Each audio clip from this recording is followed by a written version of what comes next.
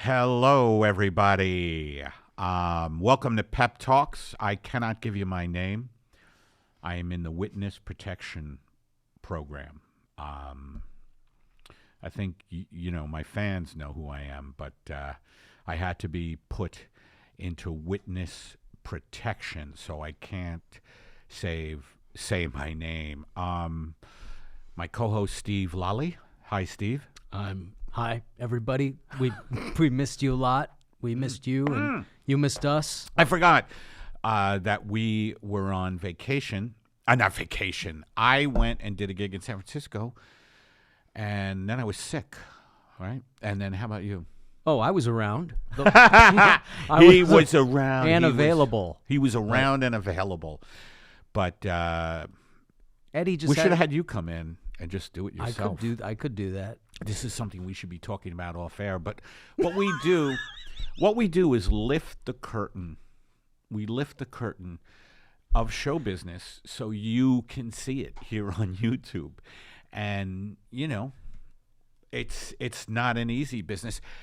We are a nation, by the way. Last night was Trumpty Dumpty's State of the Union. We live in a funhouse mirrors society. We are, as a nation, we're a schizophrenic nation at each other's throats instead of at the ruling class's throats. And our nation is kept together with pills, booze, and prayers. And Charles Bukowski, the great Charles Bukowski, as Eddie was saying that in the car over, I said, Bukowski said in Born Into This, he said, the hand reaches for the pills. The hand reaches for the powder. The hand reaches for the bottle. The hand reaches toward an unresponsive God. So see, Eddie is channeling the spirit of the great Bukowski, even when you don't mean to. You know what the secret to surviving this life is? It's wanting and not being afraid. Both of those things. Wanting and not being afraid of pain. I think that's true. Even though I'm a comfort freak, I have cuddle blankets. Do you have any cuddle blankets? They're called cuddle blankets. I got them at Sharper Image when I had money. No, I don't have any cuddle blankets. You but don't? I do rub my feet together when I'm cold to get warm, like a little woodland creature, That's my little, but I don't have any cuddle. I have like long socks though, like those kind of socks. Do you have good heat in your apartment? No heat. What? No heat. What the No fuck? heat. We are finding things out about my co-host that I did not know about because we focused. Steve was in an accident and he didn't get laid for over a year, so we focused on that. Little did I know he has no heat in the winter. Is that true? We live in California. Yeah, it's but the easiest it's been place. Fucking cold Yeah, lately. you just put on a sweater, get under the covers. Yeah, that's what my wife said. That's why I wear all these hoods. That's what my wife is New England. She's from New England, that stoic New England stuff. And she's like, no, we don't have to put on the heat. I'm all about comfort. I'm all about let's put on the heat. And the price it's outrageous what they charge. Yeah, for but heat. if there's too much heat, my allergies go. I don't crazy. like too much heat. Believe me, I like just enough heat where I'm like. That's so edgy. Just enough heat. You're a just enough heat kind of guy. Just enough heat. I remember when I had heat on me, Hollywood wise. Oh, when was that? When the movie came out, I was in Edinburgh, and I then did a special for Netflix. It was like a troika of things happened for me. I had the Bitter Buddha documentary. I did the Edinburgh Fringe Festival where I made a splash. I made a splash overseas. Have you? It's so surreal to look at you with those, because all I see are two of me in the glasses, which should... That's what they do, the state troopers, right? They do that thing with these fucking mirror... we have a failure to communicate. Now, you don't know who I am because I'm under witness protection. I haven't said my name. But let's just say that would be a funny podcast, that a guy in witness protection, and he doesn't do it by sound. He fucking films it. So you see him. And everybody who's after him knows who it is, but he thinks he's cool because he's got the glasses on. Does he get whacked on the air? I would say that's very dramatic. Yeah, That Soprano style. Nobody, Tony. Well, anyway, yeah. So we are kept together with pills, booze, and prayers. We're in a psychotic country. I was talking to my friend Joe Wagner. I saw him today, and we were saying how we both just have to pull back from the circus of American politics. It's a fucking circus, and the media exploits it for ratings. It's a train wreck, and people like to watch train wrecks, and they throw fear at you. And you have to. The secret to life is not being afraid of being afraid. Not being afraid of being afraid. Do you agree with that? You're looking at me like I'm fucking crazy. Tell me why. I'm thinking about it. I don't know. Yeah, it sounds right, but I don't know if it's the entire secret of Well, life. I don't know if it's the well for me, because I have a lot of fear. And I want to relate it to the fact that our country is just kind of disintegrating. It's been disintegrating, but it seems like it's just unraveling. Like we're unraveling as a whole. Am I wrong? I mean, I'm sure some people are like, well, you're fucking crazy. It's a terrifying time yeah. to live in, but it's also, there's nothing in our culture that's to lift it off of us. Like there's nothing in music and entertainment to lift it off of us, to make us, to lighten it for us. Like if you're living in the 70s through Nixon, you had a lot of stuff that was lampooning the culture. And now we don't really have that. We have, tampons selling an energy drink, which is what the entire culture seems to be like. Or maybe I'm just a white straight guy and there's nothing for me. I'm not sure if it's just a white straight guy and there's nothing for me anymore, or if I'm right about that. And there's nothing. What we have now, you don't think the movies are lightning right now? Yeah, they're not that good. Well, there's yesterday. By the way, I want to recommend a movie I saw yesterday with my wife, Stan and Ollie. Really good movie. I love Steve Coogan. I think and John C. Reilly's good too, even though John C. Reilly did Holmes and Watson, which was so fucking horrific. It got 8% on Rotten Tomatoes, one of the lowest scores ever. So John C. Reilly, will do complete shitty schlock with Will Ferrell, and then he'll do a brilliant. I mean, Stan and Ollie, did you see it? No, but I heard it was good. It is so fucking good. They do such an amazing job. Stan and Ollie, if you can, go see it. And this isn't a podcast that talks about movies. But we talk about, there's so many podcasts that focus on movies. This is not that. But I will mention, that Stan and Ollie was really good. And you mentioned that there aren't movies to lighten our load. And I'm like, well, there are some good ones. Some, but it's not like it was. Growing up, it was like everything was. Name some. I know that's putting you on the spot, but Network. By the way, Cuckoo's Nest. One Flew Over the Cuckoo's Nest. Yeah, was that 70s? Yeah. Yeah, there's a book called Easy Rider something. Raging Bull. Easy Rider, Raging Bull. So, that's two of the three titles, and that's what you get here. What you get from this podcast is not misinformation, but partial information. You want a podcast that's researched? Go somewhere else, okay? You want a podcast with personality and passion? You're in the right fucking place. 50% accurate, 100% heart. Yes. That's what we are. But yeah, Easy Rider, Raging Bull, and what? That's it. I have that book. Is that what it's called? Yeah, it's a book. Yeah, right? and it's Aaron, our producer. Let me see. I have Aaron's full name here. Hold on. Aaron Brungardt. Aaron Brungardt. Emma Erdbrink is our other producer. And Aaron said he has that book. It's called Easy Rider and Easy Rider and Raging Bulls. And it's about the 70s and the films in the 70s, right, Aaron? Yeah, and like what you were saying, it's like that time will never happen again. Man, America could be such a great place, but you know what?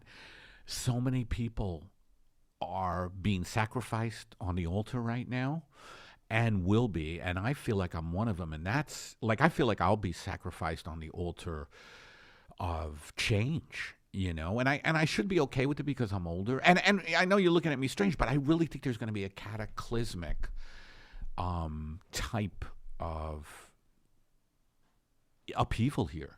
Do you agree? I hope not. I know, but I hope this is what I hope. I hope it'll clear the way though for something good to come out of this country, because it has been taken over. Our country has been taken over by a handful of billionaires. Yeah. And I mean, it makes you want to vomit. I'm physically ill when I watch television. And not to brag. Super Bowl, just the commercials during the Super Bowl made me oh my physically God. nauseous. And by the way, Steve Carell, I know you watch this podcast, Steve. What the fuck are you doing shilling for Pepsi?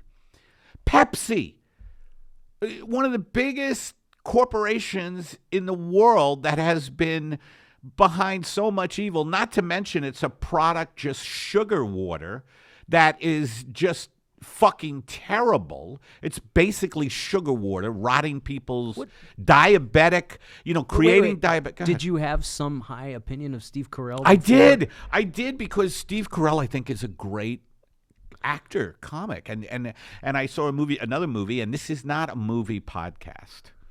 Yes, we're throwing around some movies. What about The Favorite? Beautiful Did Boy. you see The Favorite? Yes. That's an Oscar movie. It was good. It was, really? It was. Wow. The Favorite was good. But Beautiful Boy with Carell was good. So I'm like, what the fuck? He obviously has so much money just from that Office show, which is syndicated, and he's just fucking making tons of money. Dude, then all his movies. Why is he doing? Like, I can understand some, little shithead actor doing these commercials, right, i.e. me and other actors, even though I give everybody shit for doing commercials. No, but if you're Steve Carell, you don't need the money. You don't need the money. Right. Why is Carell? Because you know what? Maybe he's got a team of people who are like, we need the money. Maybe that's what's happening. Yeah, but at some point you have to have fucking integrity, like John C. Reilly.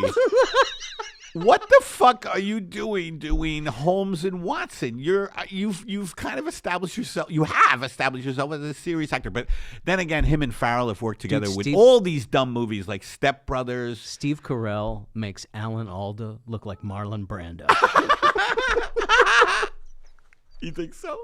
I think this is a good time for our first ad. You want to read it? We have ads, and it's so great that we have Amazon Alexa Assistant, and this is so exciting. Speaking of shilling things, I'm not. I mean, we need to support ourselves where Steve Carell and John C. Reilly don't need to. And by the way, it wasn't just them. Justin Bateman.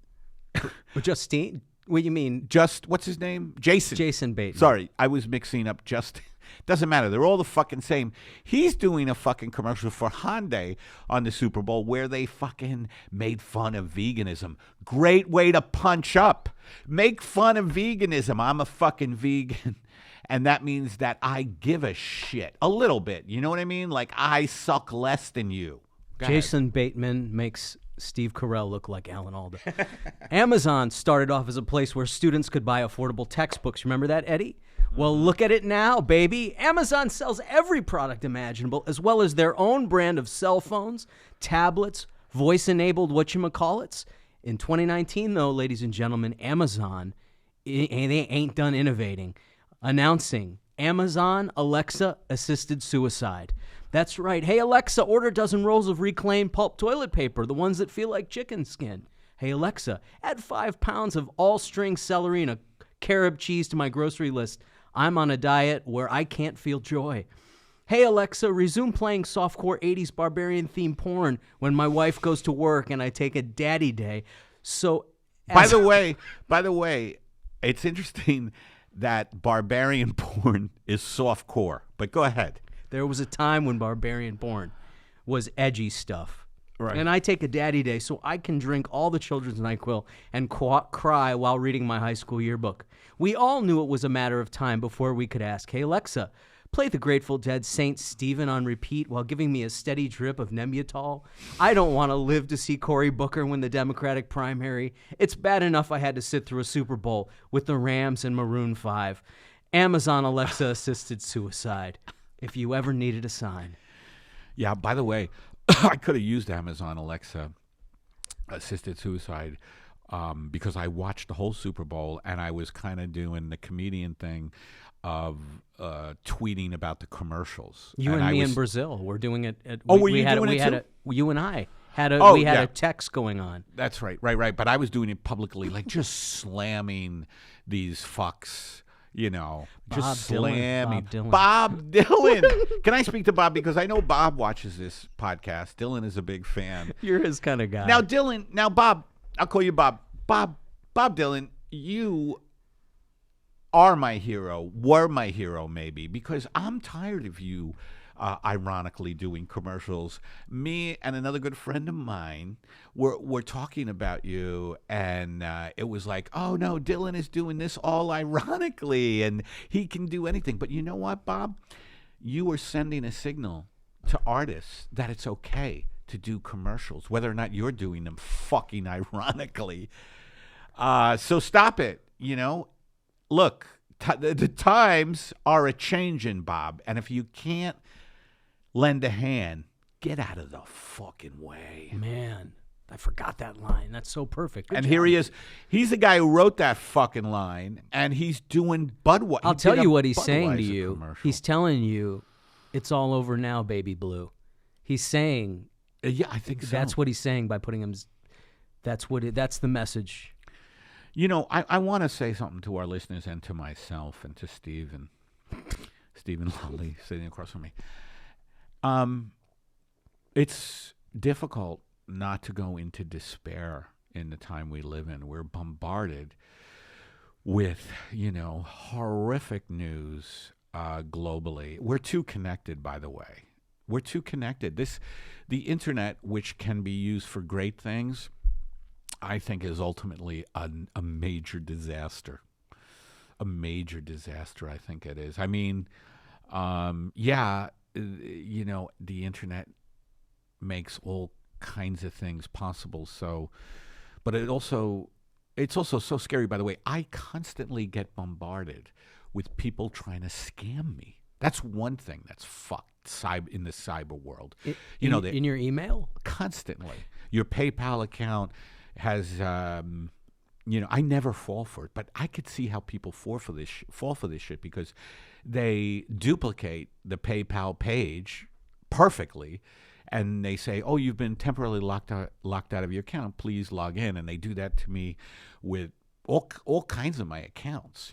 I had an email come to me from Chase Bank, which I've never had an account with Chase Bank, and it said, "We want to just verify this transaction." Yeah, and I'm glad you're telling me to see how God is a character. You're warning me now. I put it off till later. I went, I need to contact Chase Bank because they must have an account. Don't ever, dude. Don't ever, even if you're a Chase Bank member, because they constantly come after me. Chase Bank for different, but that's because you owe them money. Well, I owe them a lot of money, which is why I'm in the witness protection. Chase, if you're listening, that's the next level of organized crime is the banks start coming after you and you have to go underground. The banks are organized crime. The most organized crime. They're very organized. They have the money. By the way, you know why conspiracy theorists exist? Because they've had their spirits broken. Conspiracy theorists are largely people. And I say this with all due respect to my colleague, Sam Tripoli. But conspiracy theorists are largely people who have been broken in life in one way or another. Like whenever someone's talking about chemtrails, if you do any research on this person who's talking about chemtrails, they've had heartbreak after heartbreak. And they've been chewed up and spit out by this capitalistic society. They've been chewed up and spit out, and so now they want to believe in magic. That's what conspiracy theorists are about. It's people who can't fucking. And I'm not saying that I'm better because I have my own way. It's escape. It's escapism. And I have my own ways of doing that. Sports, I think that I'm going to be saved if the Rangers win the Stanley Cup. And guess what? They suck. And I'm a realist because that's of that. why you're grounded in reality. If you were a New England Patriot fan, you might not have this edge. That's correct. Patriot fans are some of the softest people you ever meet. By the way, the Rams really that Super Bowl sucked. Did you watch it? Are you kidding? Fucking Ryan Gosling back there for the Rams. You see him? Ryan Gosling, I agree. Jared Goff. Who is going to be really good and is good, but he sucked in that Super Bowl. Yeah, he was terrible. And then McVay, the Rams' offensive genius, sure didn't have his genius cap on. Now, we also, folks, we get calls, and we've been away for a while, so we have a few calls, and if you want to call the show and leave a message about the show or anything, and you'll see these calls run the gamut. The number to call is 424-262-0904. 424-262-0904. Let me give you that number again. 424-262-0904. And you could leave a message for me and Steve, and we'll try to get back to you. Now, here's the first one. No, it's not that one. Hold on, everybody. Okay, I think this is it. Okay, here we go. Ready? Hey, Eddie, Steve. This is Carlos calling from Bradenton, Florida. I just wanted to call because I was listening to your last episode here on, episode 177, TV is the best, and I was surprised by your stance on video games. I hear you talking all the time about books and all these, your philosophical ramblings and pontifications. I think you should give video games another chance, man. Came down kind of hard on them. It's a great way to get a narrative out there. It can take you places that, movies just can't. You're in control. The games now are well thought out. They're incredibly engaging. They have branching paths and story arcs. They teach kids all kinds of not just kids. I'm an adult. I'm a 34-year-old man. I think your point would be that they distract from other things, but so does TV. You're plugging Netflix and all kinds of stuff. You said Modern Family was a good show. I don't know if you've been smoking again or what's going on, but video games are good, man, especially if you can compartmentalize it. Kids go to bed. I play a few hours at night. Go to bed, wake up in the morning, do all the things I need to do. It doesn't distract from my life, but it adds a tremendous amount of entertainment value, and you need to change your stance on it. A long-time listener. I really enjoy you guys. Have a good day. All right. That was Carlos from Bradenton, Florida. Now, I love how he called you out about the Modern Family. I So know, he got I that know. jab in. And he's right, too. By the way, Carlos, look, I know we all need distraction. We were even talking about that. And I don't know if I finished the thought, but it's so heavy. We live in a society, a funhouse mirror society. It's up is down, down is up. It's chaos. There's no real leaders. There's no Martin Luther King out there. Tyler Perry is just not the answer. The Tyler Perry video game, where you dress a black man up in a dress and build a community around him. That's fucked up. I know. But Carlos is talking about, video games. You're in control. Dude, I don't want to be in control, by the way. By the way, the more in control I am, the less effective I am. You have to give this shit up to, abuse. You have to get through life. You have to relinquish control. Do you agree with that? That's very Buddhist stuff. I don't completely agree with it. Okay. I think you need internal security and external security in life. You can't just be at peace. You can't just be spiritually at peace without some kind of. You can't be hammered by the world and have inner peace. You have to have something protecting you on the outside. Like a house, Yeah. a guard dog. Yeah. But I play a computer game. I don't want to be a hypocrite. I have a computer game that I play. You do? I would have never thought you did. What is it? When I got in the accident, You were at and home I was a laid lot. up. What game? It's called Stormfall. See, now we're plugging a fucking product. No, that doesn't pay. just say what game. Stormfall. It's called Stormfall. What And the fuck I is that? build a medieval town, and I can get like wizards and dragons and shit, and then I can attack other. Did you like it? I'm hooked on it now. You are? Well, Now, this is you a know, this is- revelation. First of all, I didn't know In the- that you didn't get heat in the winter. And secondly, I didn't know you're playing Stormfall where you're fucking collecting wizards and dragons. Well, I was laid up, and I got. Well, kinda you're hooked not on it. anymore. But I'm still now. I'm on it. I'm in it. Well, I at least built the it's not- fucking thing. I built like a community, like a town, and so now I have it. But yeah, it's an escape. But I don't. So like, I'm not what an do you think of what Carlos said? I'm not evangelical like him. I'm not going to go on and call somebody and go, "You guys." You know, I'm Right. not. The only time I would share. Well, I that- attacked it. I attack stuff because, well, first of all, like, I am a hypocrite. There's no question that I'm a hypocrite by saying, we're too distracted from the fact that we're getting murdered. Literally, people are getting murdered by the ruling class.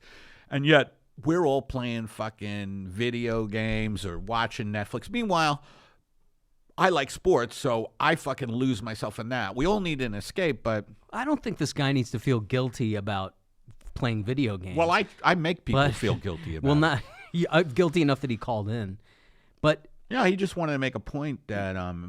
where's Bradenton, by the way? Do you like Bradenton? Where is that's it? like I think that's like Mhm. Sarasota.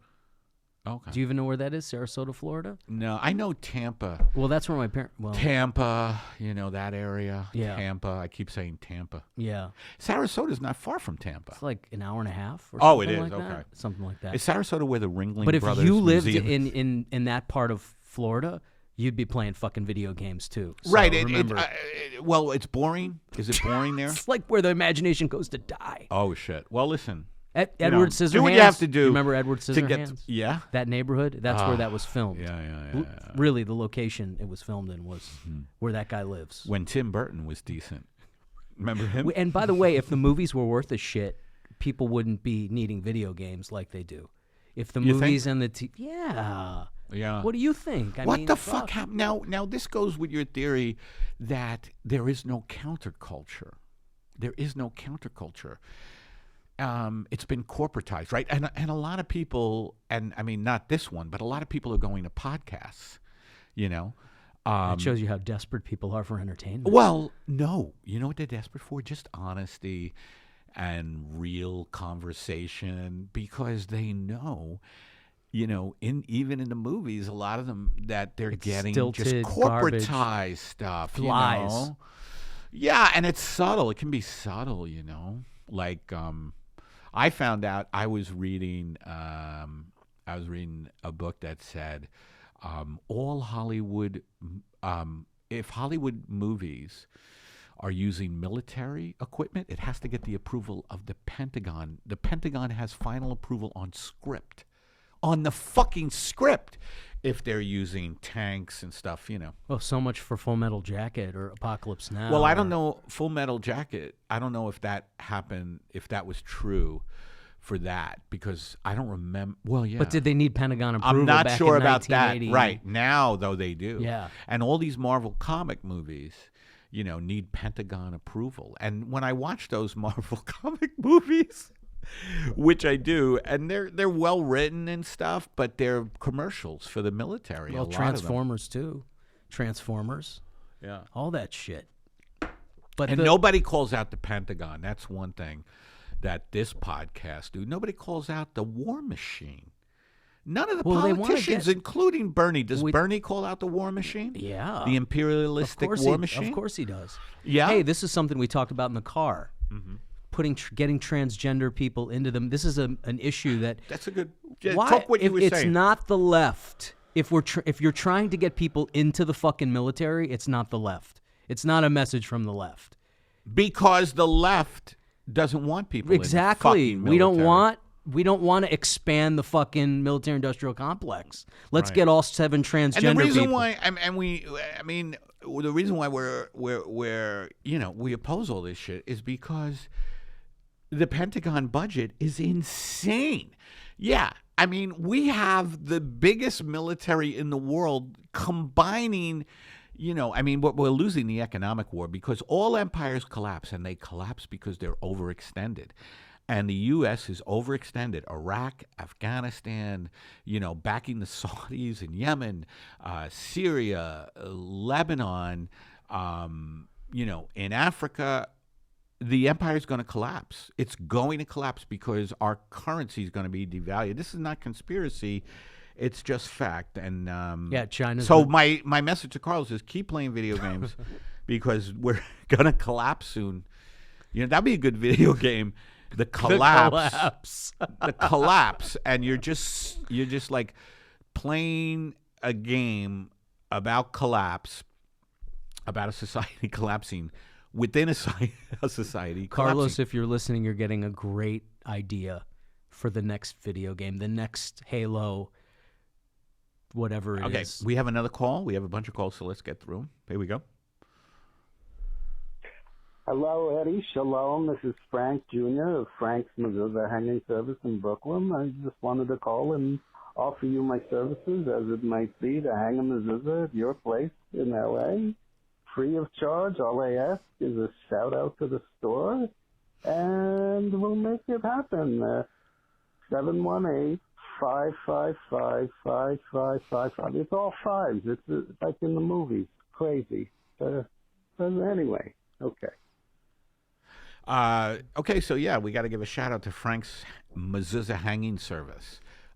They'll come and hang a mezuzah for you if you don't want to hang a mezuzah. And that was a bit that I think I did on the show about you need a mezuzah hung, we'll hang it for you. And Frank, we need to call him. We should call him. All right, let's do one more call before we go to something else. We have a few calls. This is a long one. Hey Eddie, this is Christopher in Oregon. I was driving home, taking the path through the high desert, and all of a sudden my car kind of stopped. It actually stopped. Just all the electricity shut down and everything, and before I knew it, there was this bright light in the sky. And the next few hours are fuzzy, but all I really remember are these small men around me. They inserted a tube, and basically things were extracted from me. And and I said, well, thanks guys, that's it. I gotta get home, feed my cat. And they just kept looking at me and said, more. It wasn't really words, just sort of a feeling. They wanted more. I know that feeling. About hours later, I'm guessing, I wake up in my car. My phone doesn't work, and it takes me 2-3 tries to get the car started. Finally get home. Anyway, this was 2-3 weeks ago, and lo and behold, I wasn't going to tell anybody about this, but lo and behold, I go down to the post office just yesterday, and they billed me. And the point is that I think the healthcare industry has really gone too far, and it's definitely time for a reappraisal, Medicare for all, but definitely no abductions and enemas and extractions, and I'm pretty sure I have both my kidneys, but how can I check? I'm not sure. Anyway, I hope you have a good day. Take care of yourself. I'll talk to you soon. Bye-bye. Does your medical plan cover abductions? No, it doesn't. He brings up a great point. If you're abducted, as happened to Christopher from Oregon driving through the high desert. First of all, let me say this. Don't drive through the high desert if you can avoid it. I mean, it's called the high desert for a reason. If you can't afford abductions, don't drive. Yeah, that's first Christopher from Oregon. Don't drive through the high desert. Take a local road. I mean, but if you have to drive through the high desert, be careful, especially if you don't have coverage. Now, most people when they get abducted, they're not charged for it. But this is what's going on with the ruling elites. They have now infiltrated other societies, aliens now, who have been, financed by, the Koch brothers, the Koch brothers, Sam Walton, the Bilderberg Group, whatever it is, so when you've been abducted and you've had things extracted from you, they're charging you. Now, to me, it's ridiculous because basically they're charging you to be traumatized because an abduction, anybody who's seen a movie, obviously Christopher has seen a movie. When after they're gone, you try your car a couple of times, it doesn't start, then it finally starts. That's a trope. Yeah. And it happened to Christopher. But anyway, thank you for that call. That was a very, very, very funny call, wasn't it? But That wait, was a really funny call. here's the other side of that debate. What if they remove malignant cancer from him? That he didn't know was there. Then, then at least if he gets bankrupted, he's gotten a good thing from it. You know what I mean? He's cancer free, right? I mean, then it's like 6 of one, half dozen of the other. Yeah, but exactly. but that was we were both like, God, that would make a great sketch. Totally. If it was you, like getting the bill. Oh, that's great. What the fuck is We've this? got writers. Very funny. Our audience are writers. Well, that was very funny, and we're gonna steal that. No, we're not. Well, whatever. You gave it to us. It was funny. Yeah, so you could leave stuff like that or just earnest stuff. We've had a bunch of earnest calls, too. And we have another ad, and I'm going to read this ad. This one, okay. This is a good one. This is for AM 850 Sports Radio. Speaking of sports, here we go. Widely known as the Kia of sports talk radio, AM 850 Sports Talk Radio is Los Angeles' premier source for sexually explicit hockey talk radio for the past 6 decades. Now, it does a great service because I love hockey and I love sex, and they combine the two in a talk radio format. Kinky Cronwell, AM 850 founders Mort and Ruby Plugsworth have explored every thin, blotchy, sensual inch of each other's flesh for the past 67 years. Listen in as their personal yet savage sexcapades illustrate 4 steamy hours of junior league hockey while combing their wet mouths over each other's naked crapulence, all in the name of hockey, tape to tape. Lauren Plum has written some of 1967's filthiest penthouse letters, while Linda Platts is known as being the only person banned from posting in the Tacoma, Illinois Classifieds Casual Encounter section. Buckle up, because these ladies will take you on the coital thrill ride of minor league hockey 5 nights a week.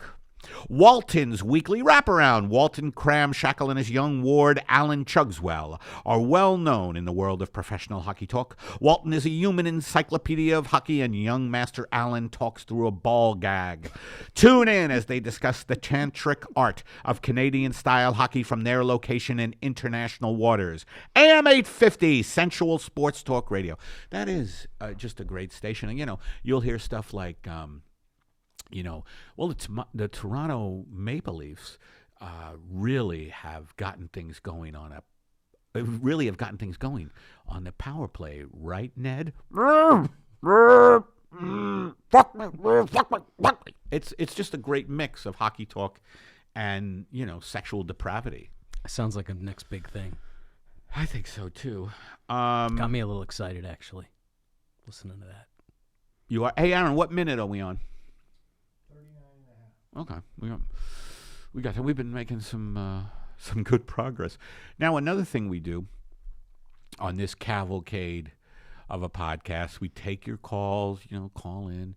We have ads that we read. We still haven't seen any money.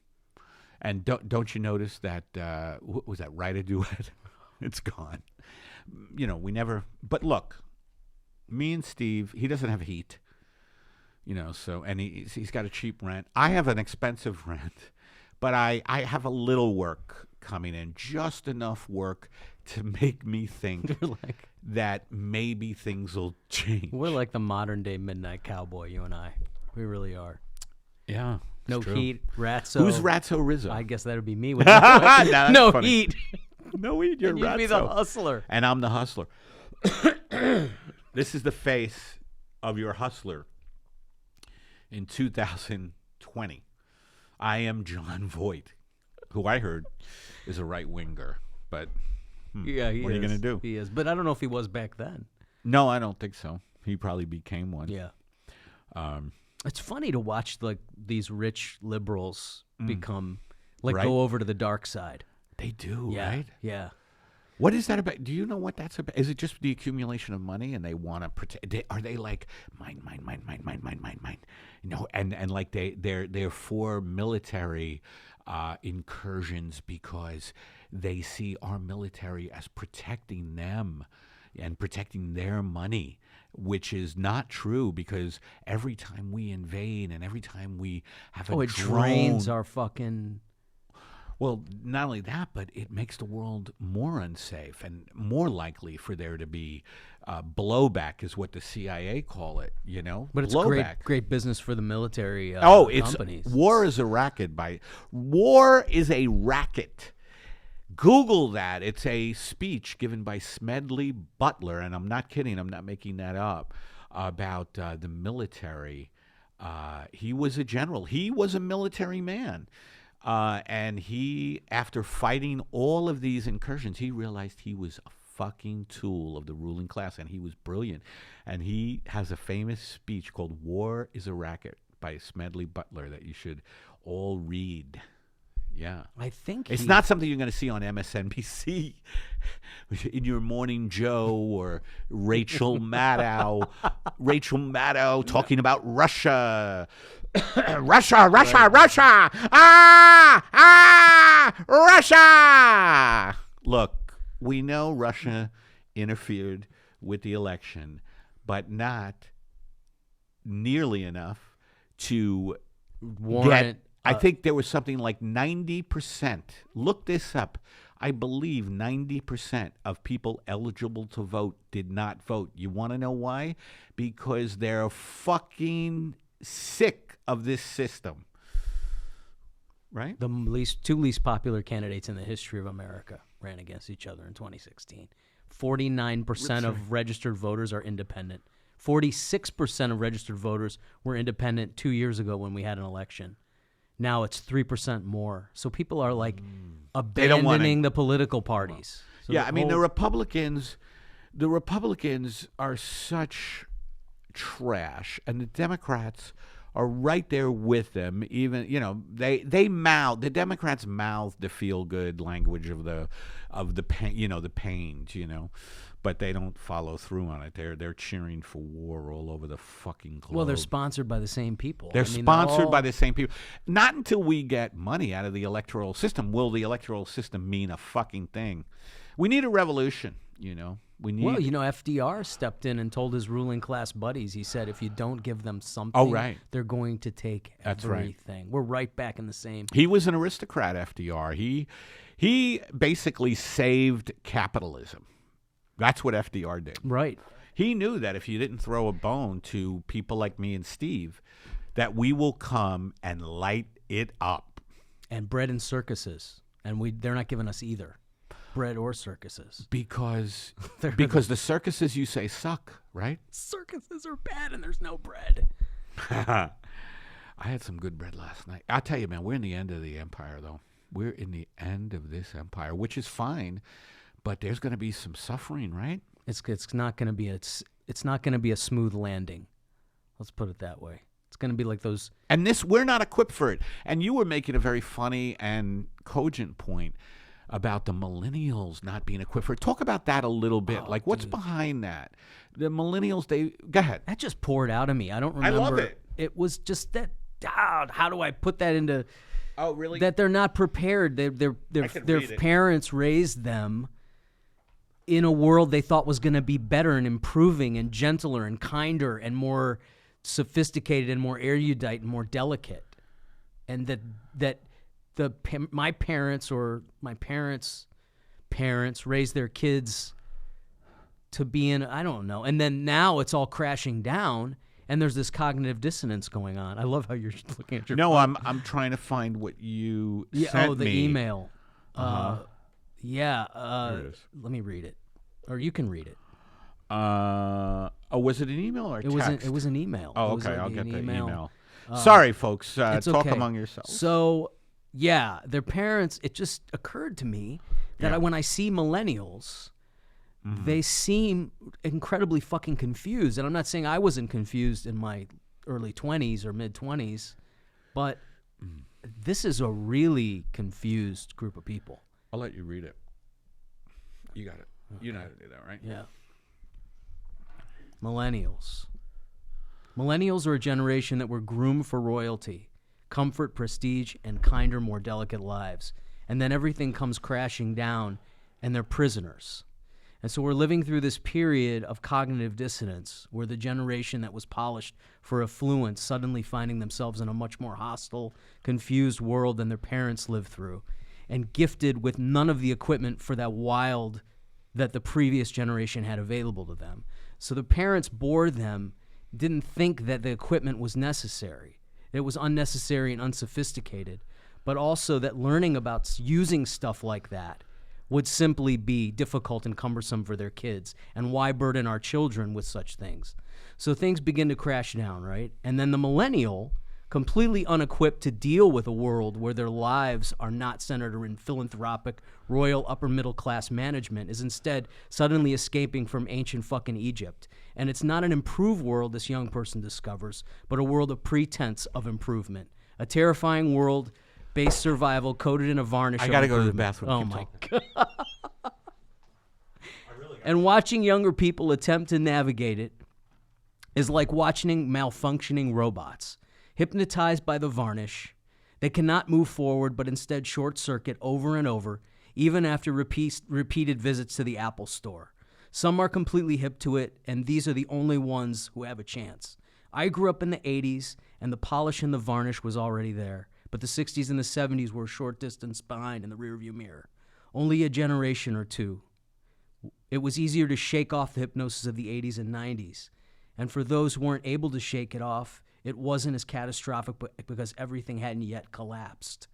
But those children's children, these new motherfuckers, groomed with Disney and Harry Potter and dosed with animation, these human cartoons locked in a cartoon reality built around them so that's not at all real. These poor rubber soul motherfuckers. I truly pray for them, that they'll learn to do things and fix things and work with their hands, that it's okay if people are different from one another and everything is imperfect, and it's okay.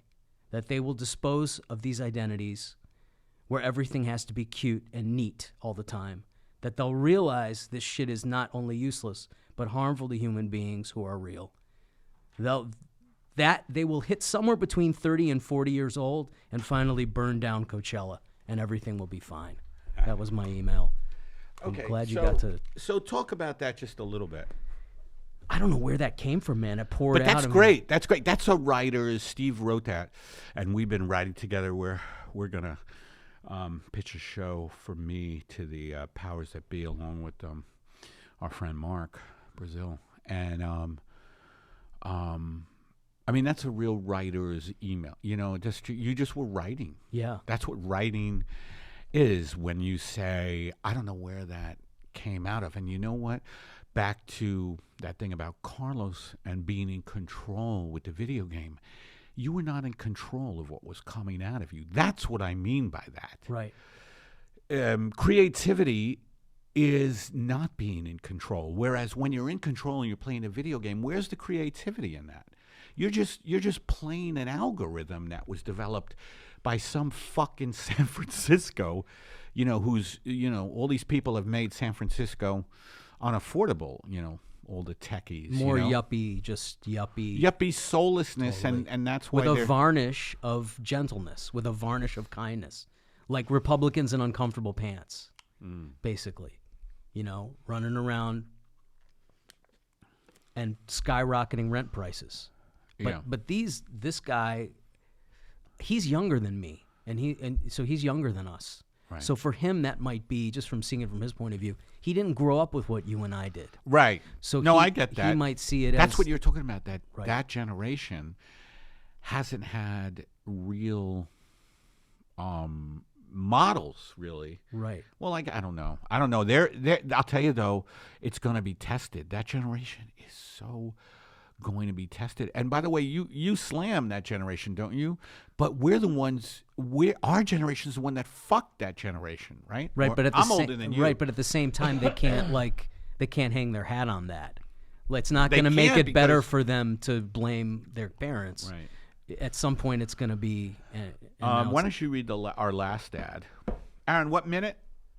51. Okay, we're wrapping up. Oh, well, this is a great segue because Chuck's Cranberries, one of they're Eddie's good. favorite cranberries. They are the finest, and they're scandal-free. Scandal-free. Unlike those other cranberry brands, Chuck is the only cranberry that comes with a 74% feces-free guarantee sticker on every bag. Never in the history of Chuck's has anyone ever butt-bonged their cranberries by taking a length of flex tube, attach an oil funnel, concoct a mixture consisting of 1 pound bag of Chuck's delicious frozen cranberries, 2 gallons of lemonade, 3 cups of sugar, a sprig of mint, pour that delicious mixture into the funnel, close the hatch with a fresh orange rind or by stuffing a testicle into the anus. Finish by biting down on a dog's chew toy while waiting for the cranberries to thaw. It's just not something people do, and certainly not at Chuck's where each and every cranberry is sacred. Also, try Chuck's family-style cranberry lemonade. The recipe might be a secret, but when it comes to the flavor, the word is out. That word is delicious. Thank you, Chuck's Cranberry. Thank you, Chuck's Cranberry. Okay, we have 2 quick calls, and then we're gonna gracefully give a sign off. You guys have been great today. The YouTube audience usually sucks, but today it's been really good. They have been. You guys, you're on top of your game. And remember, we're gonna go into a couple of calls. Remember, don't take yourself too seriously. I fall victim to that. I take myself too goddamn seriously. It's hard not to during the collapse of civilization because our lives as we know it and nature as we know it is ending. You got to find lightness somewhere, though, right? Yeah, it used to be an entertainment. That statement was not what I'm talking about. Okay, here's a call. Yeah, hi. My name's Koala Fong. I'm a smooth-brained marsupial. I sleep 18 hours a day and I eat 5 pounds of leaves. And I have no empathy because I have a smooth brain. And I just want to say that, I'm also a long-time listener, first-time caller. Anyway, I'm sick of all this shit. I'm just tired of all this crap. It's time for Medicare for koala.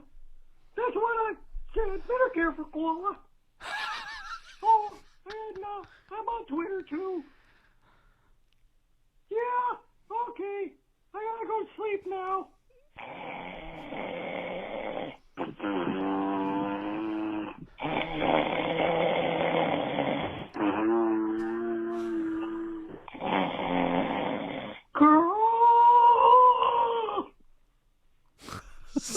Well, that was our first call from a small-brained marsupial. Did he say he was a koala? I think he did. That was very funny. Thank you for that call. I know who called. He's a very funny man. Jim Earl. And there's another call. Ready? Hey, Did I already call? Yes. What the hell's going on? Oh, God, I'm just so sick of everything. I'm just a koala with a smooth brain and no empathy. And, takes me like 22 hours to digest stuff. I eat 5 pounds of leaves a day, but you already know that. Oh, my story is a long and incredible journey that I've been through. But you don't want to hear any of that because you're selfish human beings. I'm pretty selfish too because I have no empathy. Anyway, I'm sick to death of you. All right.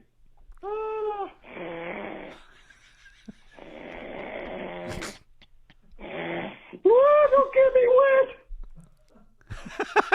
wet. Boy, he falls asleep on a dime. I wish I could sleep like that koala. Man. That's amazing. Thank you, Koala / Jim Earl. Very funny and just very true to life. And he kept driving home the point that he has no empathy. And he has a very small brain. And he has a very small brain. And I think he was talking about what's going on in our society. Jim is a great satirist. And I think he was making a point that, the people in power in our country have very small brains and no empathy. And no empathy is really how you run a country into the ground, You bomb other countries, you lock kids up in cages, All right, well, we've had a good show. We had Frank's Mezuzah hanging. We had an abductee. We had the Amazing. gamer and a marsupial. We have a diverse audience. Right, it's great. And rate us on iTunes, all right? Subscribe on YouTube and like us on SoundCloud, okay? Every like, rating, and subscription gets us that much closer to getting a sponsor who doesn't try to pay us in camel cash and scratchers. By the way, all our commercials are written by Matt Rasamoto, who's also who is our producer. And our engineers are Emma Erdbrink and Aaron Brungardt. Aaron's here today with us. I'd like to take a moment to shout out those who shouted out at us on iTunes. Friend of the show, DB Zah, rated Pep Talks 5 stars and said, "It's about what you'd expect." That's a great comment. The wonderful Honest Abe 69 gave Pep Talks 5 stars and wrote, "I love the Bitter Buddha and his unique brand of comedy. This podcast brightens my day every time that it pops up in my feed. Let it brighten your day as well." Hey, look, we know there are a lot of things you can do with an hour, but we're glad you chose to reserve one of those hours to listen to this podcast. That young hurricane, the toast god, once commented was both so woke and true, though. All right. You can email me at epepitone, EPEPITONE at sbcglobal.net. Facebook, fb.me/Pepitone fans. Join that crowd. YouTube, PepitonePodcast.com. All hail the Toast God. We'll see you next week. Oh, wait. Don't you have something to add? Oh, yeah, fuck. I have to promote my special. I can't fucking believe this, I'm sorry. I guess a lot of you just tuned out. A lot of you turned off the fucking thing. So I'm just talking. This is the metaphor for your own. It is. I self-sabotage. but I'm taping a special here in L.A. at the Hayworth Theater, Dynasty Typewriter, February 16th, 8 o'clock and 10 o'clock. We need people for the 10 o'clock show. Please join me on February 16th. I'm taping my new hour special. I'm very nervous about it. Very nervous. Very nervous. All right, everybody. Oh, what about me? What about you, Stevie? What do you... January 12th, I'm at the Culver City Comedy Club, brand new place. Oh, yeah? It's going to be at nighttime. I don't know exactly when, but if you really want to. Nighttime! StephenLolly.com. You can check it out. Come drop through.